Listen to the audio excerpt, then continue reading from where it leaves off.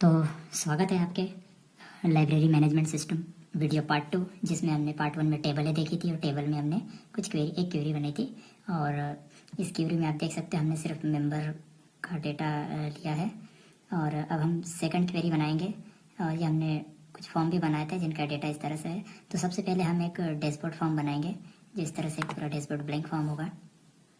और इस पर आप देख सकते हो हमें पूरा कंप्लीट डेस्कटॉप फॉर्म में, नॉर्मली डेस्कटॉप फॉर्म में हम क्या रखते हैं, तो हम यहाँ पहले इसको सजाने के लिए एक ट्रायंगल बॉक्स लगा देंगे ये इस तरह से कि हमारे पास कितनी जानकारी है। जैसे ये इसको मैं कलर भी हाथ कर दूँगा, फील कलर हम इसका इस तरह से रख देंगे।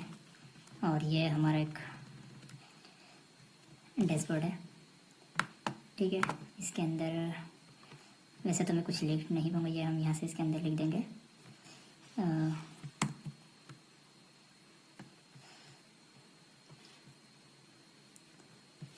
Library management system.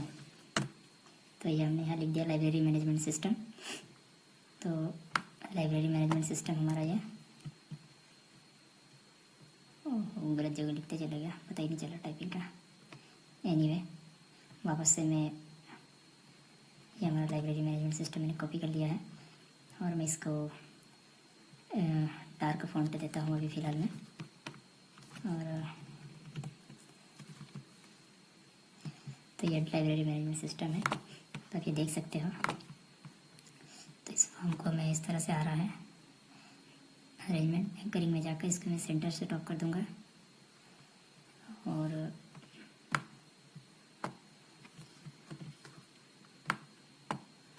ठीक है, तो ये मेरा एक फॉर्म हो जाएगा। मैं यहाँ पर कुछ बटन्स लगाऊंगा, जैसे एक बटन लगाऊँ तो बुक टेबल मेरे पास क्रिएट हो जाए। तो एक डिज़ाइन टेबल में जाता हूँ मैं, ये बटन है यहाँ पर, ये कमांड बटन है ऑपरेशन फॉर्म। तो ओपन फॉर्म हो कौन सा, तो एक बुक टेबल है, तो मैं यहाँ पर लिखूँगा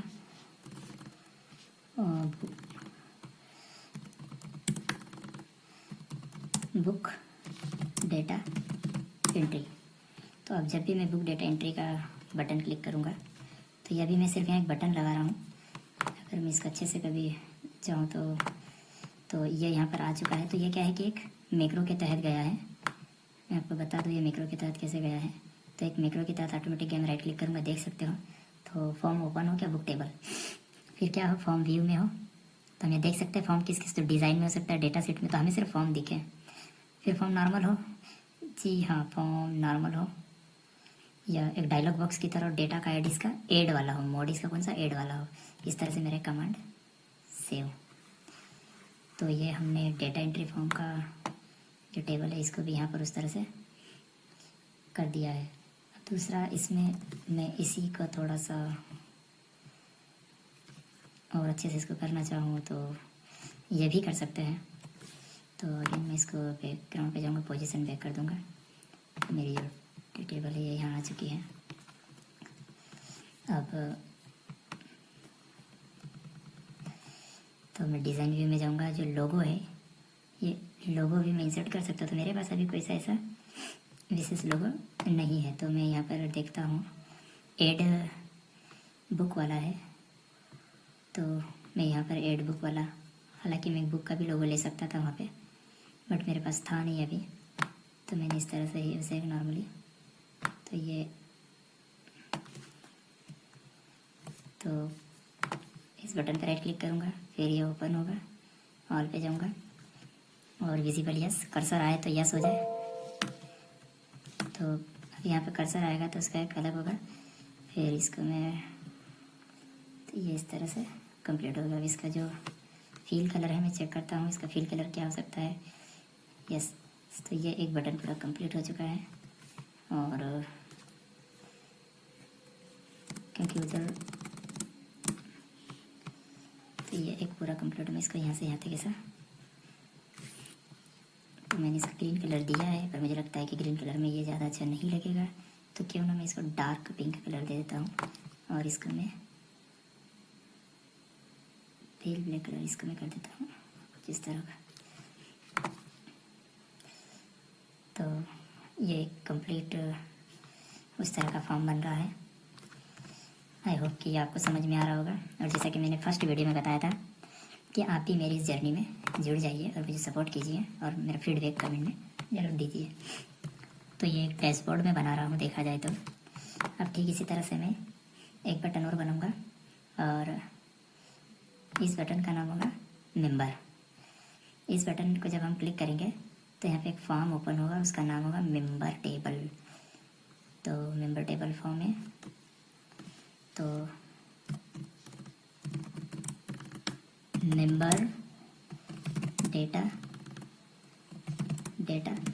एंट्री और सेव।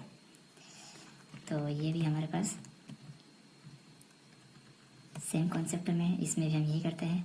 डिज़ाइन में जाते हैं, फॉर्मेट में जाते हैं, डिज़ाइन में लोगो में ये मेंबर के हमारे पास 2 है, तो हम ये वाला कि हमारे पास बुक लेने आया कौन, तो ये यहाँ पर आ गया। ये भी स्टैक्ड है तो मैं इसको रिमूव स्टैक्ड कर दूंगा और ये इस तरह से, और इस तरह से मैं राइट क्लिक करूँगा इसको। इसमें भी मैं कर्सर को मैं हाइपरलिंक एंड कर दूंगा, नॉर्मल को ट्रांस कर दूंगा और जो फील कलर है इसका मैं इसको कर दूंगा एज इट इज़। और अगेन मैं इस मेंबर मास्टर को यहाँ ला के इस तरह से, तो ये इस तरह से दोनों चीज़ें हो गई है। अब ठीक इसी तरह से आउट टेबल का भी मैं एक फॉर्म बटन बनाऊंगा।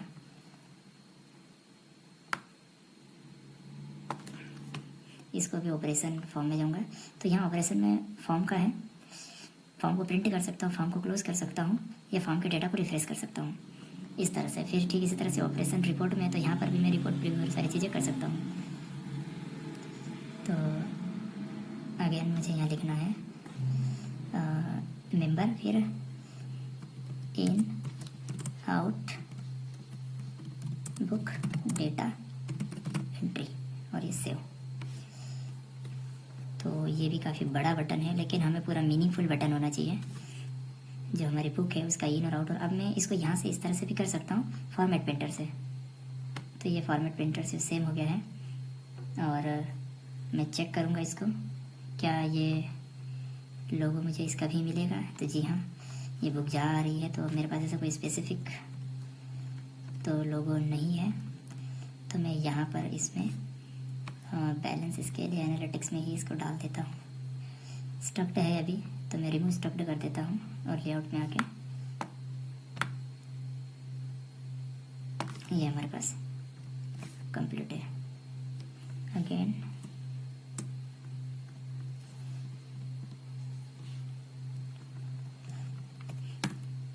In out book entry.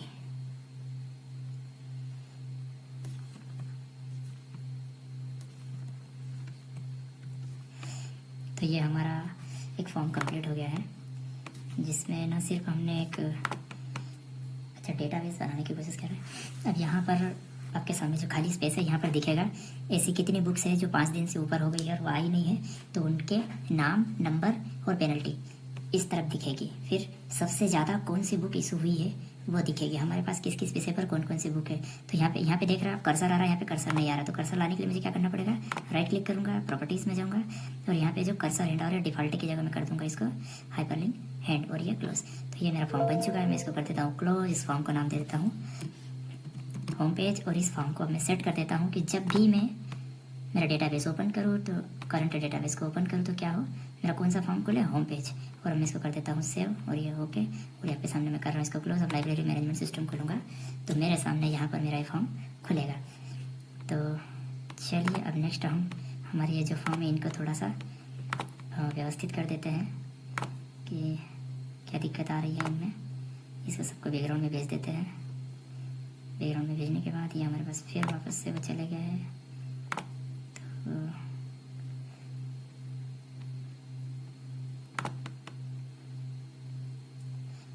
फिर से इसको क्लोज करूँगा, सेव और ये होम पेज को करूँगा ओपन। और यहाँ देख सकते हो वह आइकन नहीं आ रहा है, बाकी सब आइकन आ रहे हैं। तो पता नहीं इस तरह की पहली बार कोई प्रॉब्लम आ रही है। एनीवे कोई दिक्कत नहीं, उसको हम कंटिन्यू करेंगे। तो अब हम आगे चलते हैं, हमारे बुक टेबल को थोड़ा सा सही कर लेते हैं। तो ये book entry, book data entry form, और ये मैं इसको कर देता हूँ सेट। फॉर्म का साइज कर देंगे छोटा, इसका कलर कर देंगे हमारे चॉइस का, जो फुली ब्लैक होगा, नो ऑटोमेटिक, और यहाँ हमको कलर फिल के बजाय कलर का डेटा फुली ब्लैक। कभी कभी ऐसा कुछ हो जाए कि हम करने कुछ और जा रहे हैं, कुछ और हो जाए, तो इस तरह से भी आप उसको, जिससे ये थोड़े बड़े हो गए हैं तो साइज़ में इसके कर देता हूँ 14। सॉफ्टवेयर में से बनता है जब भी तो साइज़ लिटरली छोटे होते हैं, और वो छोटा इसलिए रखता है क्योंकि आपका किसी भी फॉर्मेट में आ जाए, जो आपका फॉर्मेट है उसका डेटा किसी भी फॉर्मेट में आ जाए। तो ये बुक आईडी है, ये ऑटो होगी, बुक टाइटल है, और ये जो ऑथर का नाम है, ये भी सारी चीज़ें। तो ऑथर के नाम भी यदि आप चाहें तो कैस्केडिंग में डाल सकते हैं कि यदि ये ऑथर खुले तो ये, यदि ये बुक को मैं सिलेक्ट करूँ तो ये ऑथर खुले। ये पर्टिकुलर एक ऑथर है जिसने बहुत सारी बुक लिखी है, तो कैस्केडिंग में हम उस तरह से कर सकते हैं। जैसे हम कई बार देखते हैं, जब स्टेट का नाम सिलेक्ट करते हैं तो फिर उस स्टेट के ही सारे जिले आते हैं। अब यहाँ पर मैं थोड़ा सा इसको कर दूँगा, ये मेरी रिपोर्ट, जब भी मैं इसमें डेटा सेव करूँ तो एक तो मैंने आपको बताया था कि रिकॉर्ड नेविगेशन, तो फाइंड नेक्स्ट, गो टू, तो नेक्स्ट रिकॉर्ड,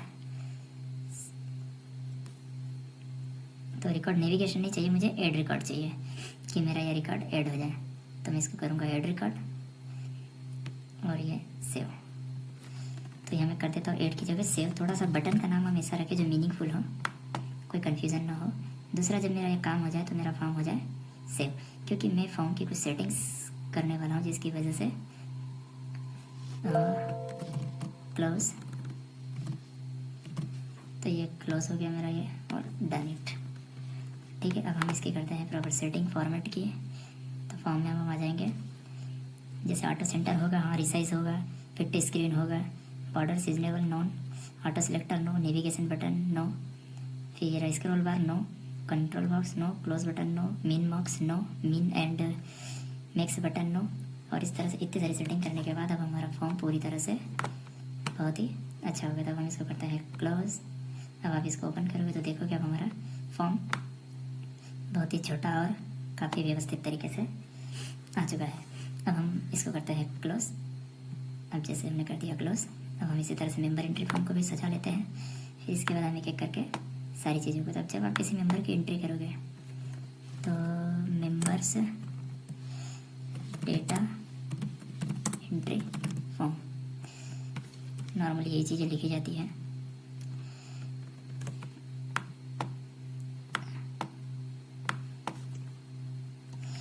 यदि आप बिगिनर है, समझ में आ रहा है तो प्लीज़ लाइक करें, और मुझे यदि आपको इस तरह के जो हम चीज़ों को बना रहे हैं इसमें यदि आपका कोई सुझाव है तो मुझे ज़रूर बताएं। तो इसको हम थोड़ा सा, जैसे मेंबर नाम है, कॉन्टैक्ट एड्रेस और एजुकेशन है, इस तरह का था।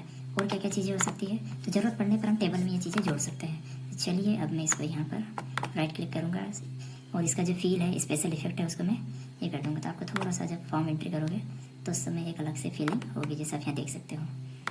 अब मैं यहाँ पर भी वही 2 बटन जोड़ूँगा। कोशिश करें आपके पूरे प्रोग्राम में एक जैसा हो। ऐड न्यू रिकॉर्ड, जिसको हम सेव रिकॉर्ड कहेंगे, जो काफ़ी मीनिंगफुल लगता है और इसका यूज़ भी ज़्यादातर होता है। तो ऐड न्यू रिकॉर्ड, हम इसमें बटन को भी अलग अलग कलर से फील कर सकते हैं। अगेन ये वही बात है कि आप कितने क्रिएटिव हो और कितने अच्छे से इसको समझा पा रहे हो। तो ये मेंबर डेटा एंट्री फॉर्म हमारा कंप्लीट हो चुका है। मैं इसके प्रॉपर्टीज़ में जाकर इसको भी थोड़ा सेट करना चाहूँगा, ताकि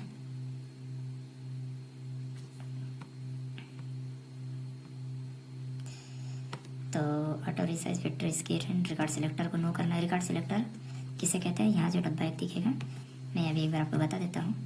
जैसे हमने ये किया है तो ये जो है ये रिकॉर्ड सिलेक्टर है। फिर ये जो दिख रहा है ये सर्च और ये बहुत सारी चीज़ें, तो हम इसको हटाएंगे।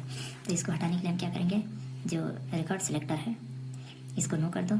यहाँ पर जो दिखा था वो रिकॉर्ड सिलेक्टर था। फिर हमने क्योंकि क्लोज बटन लगा दिया है तो स्क्रॉल बार भी हम नो कर दो, कंट्रोल बॉक्स भी नो कर दो, क्लोज बटन भी नो कर दो, मिन बॉक्स भी नो कर दो। और इस तरह से ये फॉर्म हमारा डन। अब आप देख सकते हो।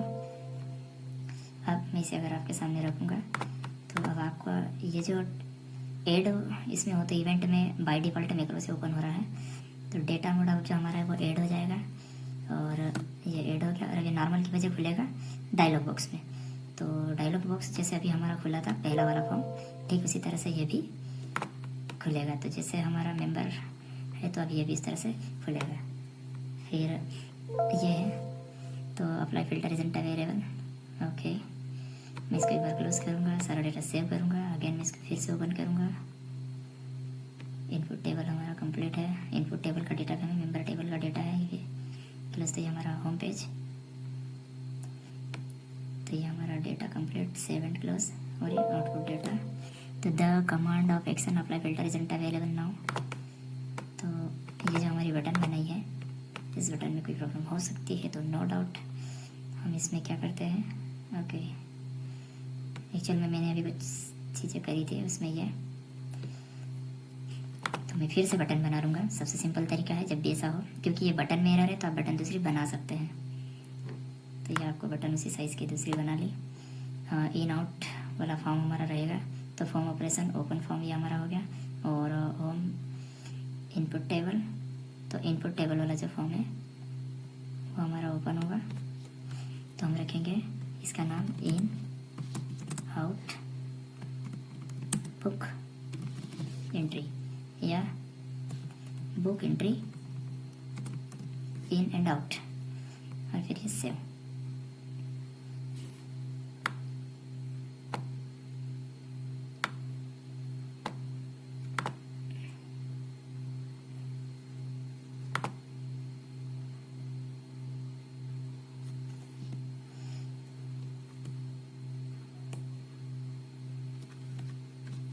तो ये अब हम बटन किसके साथ एडजस्ट कर देंगे और ये इस तरह से ये हमारा जो हमारा फॉर्म फिल है, फॉर्म फिल हमारा जो ऊपर बटन में है वही वाला हम ये कर देंगे। और इस तरह से ये हमारा एक सब्जेक्ट है वो कंप्लीट हो गया। तो अब यहाँ भी हमारा ये हो गया, तो मैं इसको भी बस 2 मिनट में सेट कर देता हूँ प्रॉपर। फील कलर में इसका करना चाहूँगा अगेन यही, और इस सबको मैं टैग कर दूँगा। और यहाँ पर जो मैं टेबल इन और टेबल का डेटा, इसका कलर जो है ये मैं यहाँ से कर दूँगा ब्लैक। तो होम पेज से भी जाकर उसको कर सकते हो और इस तरह से भी कर सकते हो।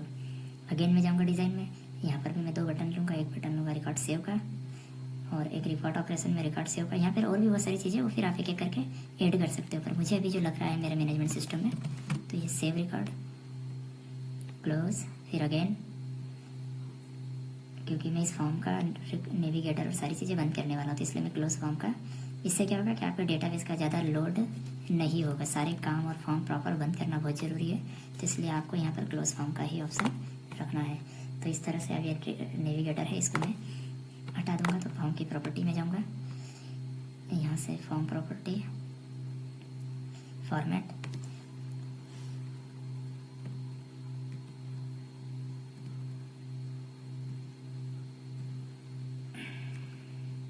स्क्रॉल बार को बंद कर दूंगा, कंट्रोल बॉक्स बंद, क्लोज, मिन मैक्स, मूवेबल, इस तरह से ये सारा क्लोज। और ये मेरा कंप्लीट, फॉर्म भी कंप्लीट। अब ये देख सकते हो डेटा एंट्री फॉर्म किस तरह से। अच्छा, इसमें एक चीज़ ये है कि आप अभी इसको ओपन कर रहे हो, आप जब भी आप एंट्री करोगे हर बार ये दिखेगा, तो ये गलत है। सबसे पहले तो आपको क्या करना चाहिए, ये जो डेटा इसको थोड़ा सा व्यवस्थित तरीके से अलाइनमेंट करना चाहिए। तो अलाइनमेंट जैसे आप वर्ड और एक्सेल में करते हो वैसे यहाँ पे भी करना चाहिए, है ना। एक चीज़ मैं बता रहा, जो बुक टेबल है वो आपकी इस तरह से है कि जब ओपन करो ये दिख रहा है, तो इसके लिए आपको क्या करना है, राइट क्लिक करना है, बटन पे जाना है और ये इवेंट में जाना है, जहाँ पर इसका मैक्रो ऑलरेडी उस समय लगा हुआ है। तो ये जो डेटा का मोड है वो किस तरह से, नॉर्मल है तो नॉर्मल से हमको कर देना है ऐड, या आप यहाँ पर नहीं कर सकते तो सीधा इसको डायलॉग कर दो, और जो डाटा का मोड है इसको क्या कर दो, ऐड। क्या जब भी कोई बटन क्लिक करे तो जो डेटा सेव हो वो ऐड मोड में सेव हो। तो चलिए अब मैं आपको फिर से बताता हूँ, ये हमारा फॉर्म है, ये हमारा आप देखो ऐड मोड में सेव है। फॉर्म बहुत बड़ा है क्योंकि इसका ये साइज़ इतना बड़ा है, तो उस हिसाब से ये अब हमारी जो टेबल है, तो book data entry form in and out. अच्छा, इसमें अगर मैं एंड के साथ में डेटा की एंट्री करता हूँ, एंटर लिखने के साथ नहीं, एंड का जो चिन्ह होता है, तो उससे क्या होगा, जो डेटा है वह शॉर्टकट की बन जाएगा। तो अब आपके टेबल में जो डेटा है वो आपकी मेंबर आईडी से सेव होगा, बुक का बुक आईडी से सेव होगा, और टेबल का तो टेबल आईडी के नाम से ऑलरेडी है ही। तो चलिए मैं एक बार आपको बता देता हूँ। ये मेरा कंप्लीट, तो ये हमारे डेटा एंट्री फॉर्म सारे बन गए हैं। अब डेटा एंट्री फॉर्म कैसे लगे कमेंट बताएं। और अब मैं नेक्स्ट आपको बताने वाला हूँ कि आपने जो बुक दी है वो किसे दी है और वो कितने दिन बाद जमा हुई है। तो या तो आप रेंडमली क्या करेंगे, इस तरीके से पता करेंगे कि 1 तारीख को दी और 9 तारीख को 9 तारीख को दी और 16 तारीख को वापस है, 6 दिन। तो हम इसका कैलकुलेशन भी इसका कर सकते हैं। तो एक ये भी है, फिर कैलकुलेशन के साथ साथ ये है कि 3 दिन से यदि ऊपर हो तो इसका पेनल्टी भी कैलकुलेट हो। इसका 3 दिन से यदि अधिक हो तो इसकी पेनल्टी भी कैलकुलेट हो। तो इसके लिए हम क्या करेंगे, मैं कुछ फार्मूले हैं जो मैं लिखना चाहूँगा इसमें। और तो ये क्योंकि हमने टेबल का जो है इसकी ऑलरेडी हम ये बना चुके हैं क्वेरी, तो मेंबर की जैसे क्वेरी बनी इसे टेबल की पहले बना लेते हैं। क्योंकि क्वेरी का मतलब होता है कैलकुलेशन विजार्ड। अब आपकी क्वेरी है, आप उसमें जो भी बुक आईडी सारी चीज़ें लेना चाहें तो वो सीधी यहाँ पर आ गई है। और ये क्वेरी का था, इसका नाम क्या है, book table query. Book table query में अब आपका है कि जो आपके दो डेट है, ये तो आपका बुक टेबल होगा, यानी कि कितनी बुक आपके टेबल में है। हमें इसे नहीं, हमें देखना है इन आउट की टेबल। जी हाँ, ये इन और आउट की टेबल। तो मैं इसको करूँगा राइट क्लिक, और अब मुझे यहाँ क्या चाहिए, काफ़ी कंफ्यूजन हो रहा है। ये बुक टेबल है, तो यहाँ पर आपके पास बुक का टाइप है वो लिखना है। इन आउट की जो टेबल है इसकी हम बनाएंगे पहले क्वेरी में जाना है सिंपल, ये सारी चीज़ों को कर देना है एग्जिट, और ये डन। अब आपकी ये जो बुक टेबल है यहाँ पर आपको क्या मिल रहा है, बुक आईडी मिल रही है और मेंबर आईडी मिल रही है। तो हम क्या करते हैं, बुक टेबल की और मेंबर टेबल इनका, हाँ, तो ये बुक आईडी से ये लॉगिन हो गया, इससे ये हो गया। तो ये एक तरह का हमारा VLOOKUP हो गया है। अब मुझे यदि ये आईडी है जिसे मैं अभी इसको ओपन कर रहा हूँ, ठीक है, तो मेरे पास यहाँ पर बुक, मेंबर आईडी और इशू डेट। तो चलो मैं सबसे पहले आपको एंट्री कर दूँ ताकि समझ में आएगा। तो इन और आउट में क्या आया है, तो ये हमारा होम पेज है और हमें बुक एक व्यक्ति को देना है। तो व्यक्ति कौन है हमारा, बुक आईडी तो हमारे पास अभी हम लिख देते हैं 12, ठीक है। और राजू भाई को हमने कुछ बुक दी है 1 तारीख से 2 तारीख के बीच में, ठीक है, रिकॉर्ड से। Again I go to close, और अब मैं मेंबर डेटा एंट्री की बुक एंट्री भी एक और कर देता हूँ।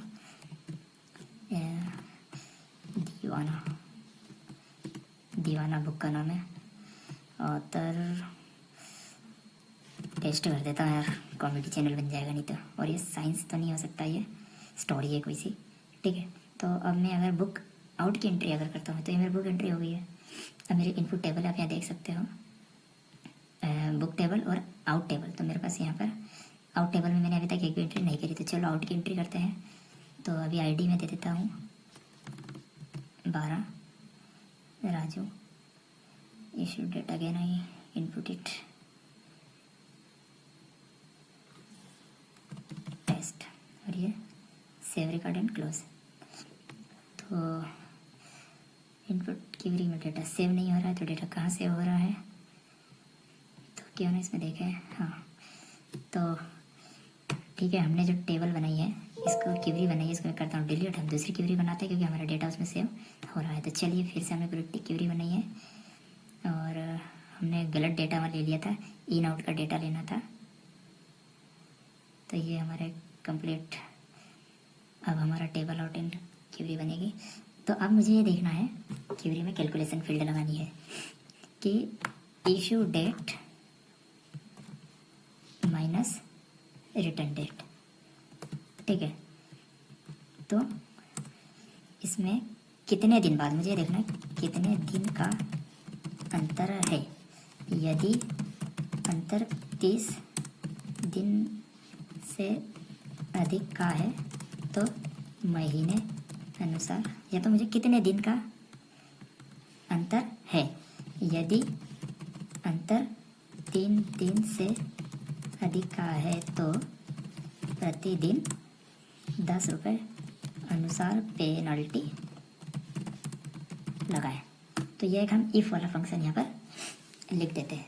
तो इफ़ वाले फंक्शन में फिर हम क्या करेंगे, तो हमें क्या है कि एक कंडीशन इसमें डाल सकते हैं। और इफ़ वाला फंक्शन जो है, तो मैंने एक इफ़ वाला फंक्शन बाय डिफ़ॉल्ट लिख के रखा हुआ है, तो उसको ट्राई करना पड़ेगा। ठीक है, तो इसका नाम आ जाएगा पेनल्टी या डिव। ठीक है, अब देखते हैं।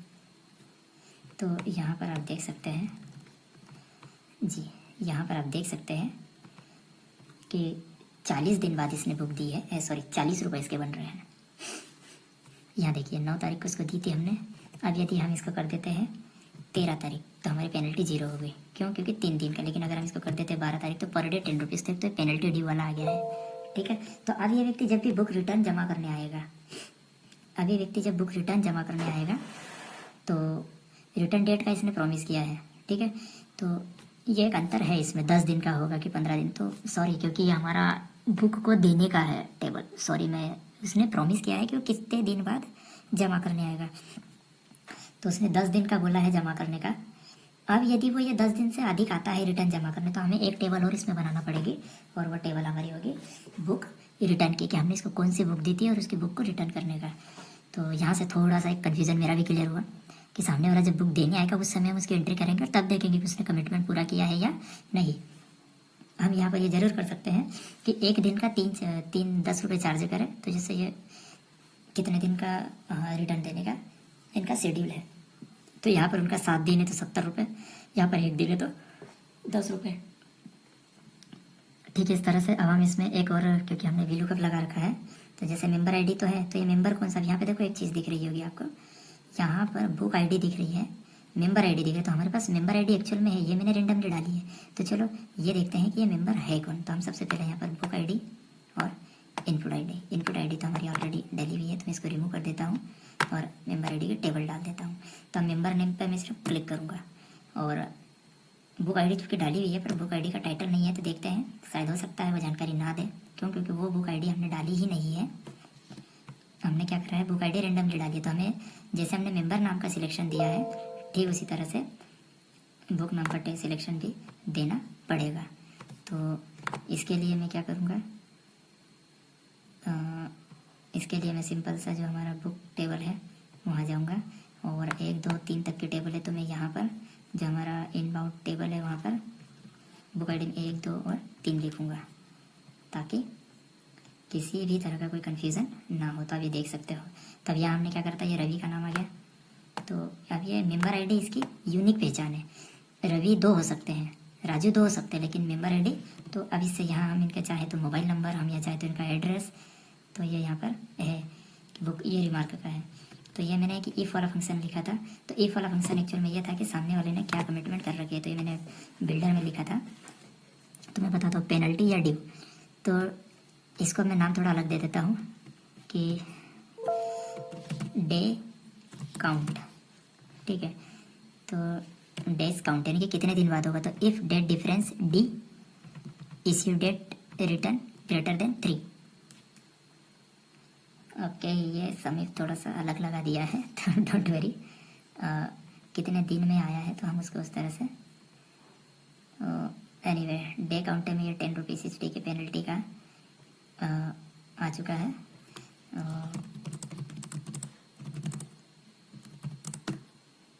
तो हमें ये देखना है कि कितने दिन में जमा होगी और उस दिन आया कि नहीं।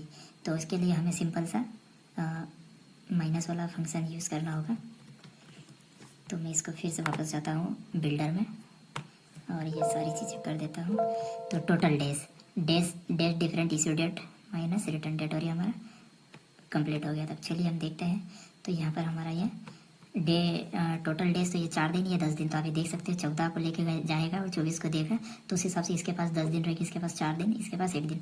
अब यदि लाइब्रेरी का चार्जेस 1 दिन का कितना है, 10 रुपये, तो अब इसमें 1 दिन का चार्जेस ₹20 है। तो ये अगर सारी बुक का एक जैसा है तो कोई दिक्कत नहीं, लेकिन आपका अगर स्पेसिफिक बुक का है तो फिर आपको वो भी लिखना पड़ेगा कि यदि इसकी बुक आईडी हो 40, जैसे यदि इसकी बुक आईडी हो 10, तो जैसे मान लो मेरे पास एक है कि एक दिन का चार्जेस ₹20 है, और बुक आईडी, जो बुक आईडी है, बुक आईडी 3 का चार्ज है 50। तो अमाउंट कैलकुलेट करते हैं अपन, ठीक है। तो इसमें मैं सिंपल सा ये फंक्शन देना चाह रहा हूँ कि उसको हम पेमेंट कैलकुलेट करके बताएं, हम उसको पेमेंट कैलकुलेट करके बताएं। तो पेमेंट कैलकुलेशन में क्या होगा, अब हमारा थोड़ा फार्मूला एक अलग लेवल पे लगेगा। तो मैं बिल्डर पे ही जाता हूँ, यहीं पर थोड़ा सा समझ में आएगा। तो अमाउंट डेट डिफरेंट ECTT है, रिटर्न बुक अदरवाइज 3। तो ये समझ में आ रहा होगा। ये जो एक्सेल फ्रेंडली है, क्योंकि एक्सेस जो है वो एक्सेल पर जो व्यक्ति ओके कुछ बुक आईडी कुड नॉट, अच्छा तो हमने यहाँ पर दे दी है 3, इसको भी कर देते हैं क्योंकि हमारे टेबल में नहीं है। तो डेट डिफरेंट है, सिंपल देखो डेट डिफरेंट का सिंपल सा फार्मूला है कि डेट डिफरेंट और जो डेट डे का डी चाहिए, और फिर उसमें एक और हो गया इनटू इफ़ बुक आईडी। तो ये बुक आईडी बराबर 1, ओके बुक आईडी बराबर 1 है, या हम इसको 2 कर देते हैं तो ₹50, अदरवाइज ₹20। अब क्या प्रॉब्लम आती है देखते हैं। तो ये specific book ID could not refer more than, अच्छा ठीक है। तो हमने क्या है कि इसका बुक आईडी को थोड़ा सा ज़्यादा इसके लिए, तो ये हमारा एक कैलकुलेशन हो गया है बुक आईडी का। अब ये हम इसको सेव कर देंगे। सेव करने के बाद वापस से अपने इसमें बनाऊंगा रिपोर्ट। तो ये तो हमारा हो गया टेबल का, क्वेरी का। अब हम एक रिपोर्ट भी इसमें बनाएंगे। तो चलिए रिपोर्ट कैसे बनती है वो भी देखते हैं। रिपोर्ट भी बहुत ही सिंपल तरीका है। हमें क्या करना है, रिपोर्ट बनाना है, लेकिन ये देखना है हमें कि किस तारीख से किस तारीख तक हमने, और आउट टेबल में देखना है कि मैंने 1 तारीख से 25 तारीख के बीच में कितनी बुक्स दी है। तो हम यहाँ पर एक बिटवीन वाला फार्मूला लगाएंगे, या हम ये फार्मूला लगाएंगे कि हमने रवि को कितनी बुक दी है, या हम ये फार्मूला लगाएंगे कि हमने दिसंबर में कितनी बुक दी है। तो हम यहाँ पर डेट को, जो डेट है, इश्यू डेट है, उसको क्या करेंगे, मंथ में बदल लेंगे। तो मंथ में बदलने के लिए क्या करना पड़ेगा, इश्यू डेट को मंथ में बदलने के लिए हमें क्या करना पड़ेगा, हमें सिर्फ इसको करना पड़ेगा मंथ, वहाँ पे लिख देंगे, ठीक है। तो ये हमारा इशू मंथ। तो जनवरी के महीने में कितनी बुक इशू करी, तो ये आ गया जनवरी का। मैं इसको जैसे थोड़ा सा कर देता हूँ 2, तो ये 2 हो गया। ये 2 मंथ आता है, और जैसे हमने कर दिया इसको मार्च, तो ये मार्च हो गया। तो ये हो गया पूरा कंप्लीट। अब मैं इसका जो डेटा है उसको या तो मंथ वाइज देखना चाहूँगा, या फिर मैं देखना चाहूँगा डेट के साथ में। तो मैं फिर से इसको डिज़ाइन व्यू में जाऊँगा। ये मेरा एक, इसको मैं बोलता हूँ कॉम्बो बॉक्स। यहाँ पे मैं टाइप कर लेता हूँ जैसे 1 2 3 4 5 6 7, या ये मंथ है, कॉलम में इसका 2 कर लेता हूँ ताकि, तो ये 1 को हम जनवरी बोलते हैं, 2 को फरवरी बोलते हैं, 3 को मार्च बोलते हैं, अप्रैल बोलते हैं, 4 को मई बोलते हैं,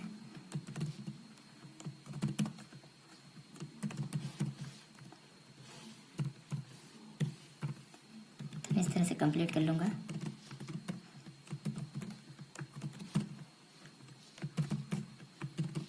ठीक है, तो हमारा ये मंथ का कॉम्बो बॉक्स है वो कंप्लीट हो जाएगा। इसका नाम देख लेते हैं हम, CMD मंथ लिख देते हैं। नाम में एक चीज़ ध्यान रखना कि CMDMNTH, बस ये है मेरा।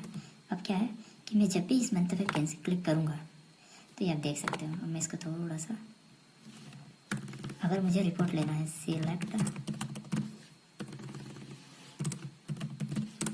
सिलेक्ट मंथ, सब ऑटोमेटिक सिलेक्टेड है, इसलिए अभी हमें क्या पूरा प्रोजेक्ट नहीं बनता जब तक पूरी सीट को।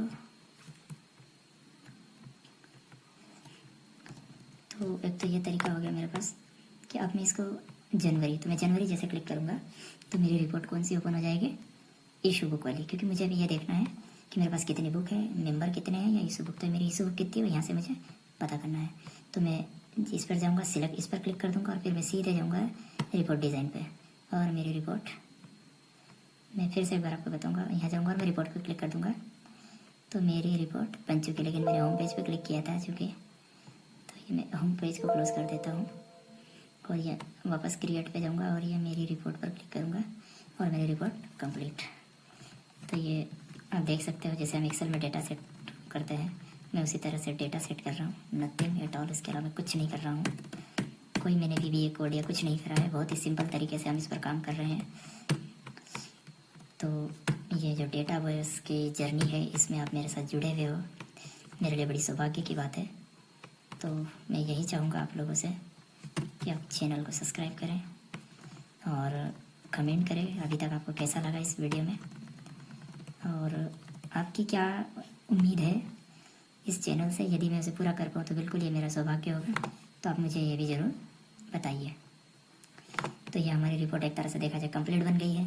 तो अब आप जब भी इसको ओपन करेंगे तो आपको दिखेगा कि ये आपकी टोटल बुक्स है। तो टोटल 3 बुक अभी आपके इसमें से गई हुई है। तो ये किस महीने में गई है? तीसरे महीने में।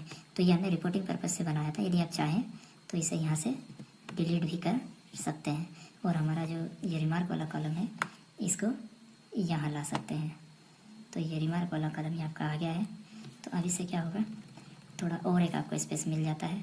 और ये जो लाइन दिख रही है इसको यदि आप प्रिंट करोगे तो लाइन के इस पार इसको रखो ताकि ये लाइन वाली सारी चीज़ें आपके इसमें आ जाए। नॉर्मली रिपोर्ट पे आप ज़्यादा कलर मत रखो, क्योंकि आप जब इसका प्रिंट निकालोगे इन आउट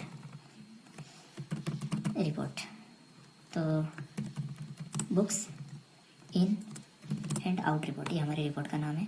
सिंपली मैंने इसको दिया है, ज़्यादा मैंने इस पर कुछ भी नहीं करा है, सिंपल सी रिपोर्ट है, बस ये कंप्लीट हो गया है।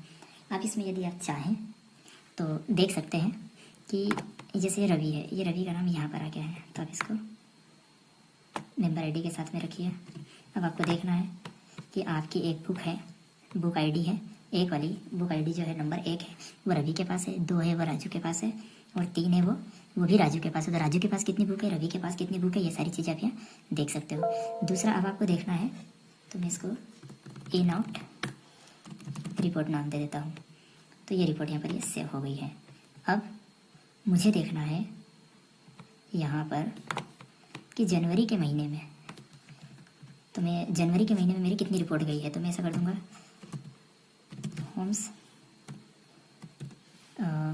Again home page. ये फ़िल्टर वाला काम है, काफ़ी ये एडवांस लेवल है फॉर्म का। तो आप ना सिर्फ यहाँ पर फॉर्म बनाना सीख रहे हो, बल्कि फॉर्म पर जो आपने CMD मंथ दिया है, अब CMD मंथ में जो कॉलम होगा उस कॉलम के हिसाब से ये रिपोर्ट ओपन होगी। जैसे मैंने यहाँ दे दिया जनवरी, तब हम इस रिपोर्ट को ओपन करेंगे तो सिर्फ जनवरी की 2 एंट्री हमें यहाँ पर ओपन मिलेगी। यदि मैं इस रिपोर्ट में कर दूँगा मार्च तो हमें मार्च वाली ओपन मिलेगी। या फिर मैं यूँ कहूँ कि मुझे ये जो रिपोर्ट है ये मेरा एक मंथ है, तो मैं एक मिक्रो बिल्डर ओपन करता हूँ। यहाँ पे ओपन रिपोर्ट होगा, ठीक है। रिपोर्ट का नाम वो पूछ रहा है, तो मेरी अभी चूँकि एक ही रिपोर्ट बनी हुई है। ओके, रिपोर्ट नेम रिक्वायर्ड है, कंपलसरी है, और वो हम देंगे भी इनपुट रिपोर्ट। तो पूछ रहा है कंडीशन क्या होगी, रिपोर्ट कैसे ओपन, तो रिपोर्ट डायलॉग में हो, आइकन में हो या नॉर्मल। तो रिपोर्ट तो नॉर्मल में हो और उसमें कोई विशेष कंडीशन ना लगी हो और बस एक कंप्लीट। देखते हैं हमारा VBA काम करता है या नहीं। तो अब आप जैसे इस पर देखना चाहोगे तो जैसे मैं जनवरी सिलेक्ट करूँगा तो ये मेरे जनवरी महीने का, तो ये यहाँ मेरी VBA ने काम नहीं करा है। ऑन क्लिक भी मैक्रो बिल्डर मैंने सेव नहीं किया, तो ओपन रिपोर्ट का नाम सेव कर देते हैं। इसको भी मैं सेव कर दूंगा, ये भी सेव। अब वापस से हम होम पेज पे आएंगे। तो अब मुझे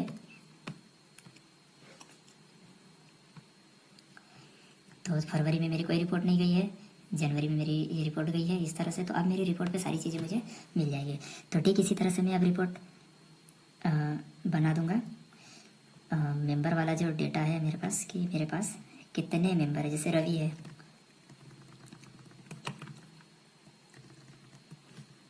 तो ये रवि की मेंबर आईडी है। तो ये मैंने जो बनाया है ये कैस्केडिंग पर्पज़ से बनाया था, लेकिन ये भी यहाँ पर है। तो ये मेरी हो गई मेंबर रिपोर्ट, मेंबर कौन है उसकी रिपोर्ट क्या है। फिर इसी तरह से बुक रिपोर्ट भी आ जाएगी। तो ये हमारी रिपोर्ट पर बस क्लिक करना है।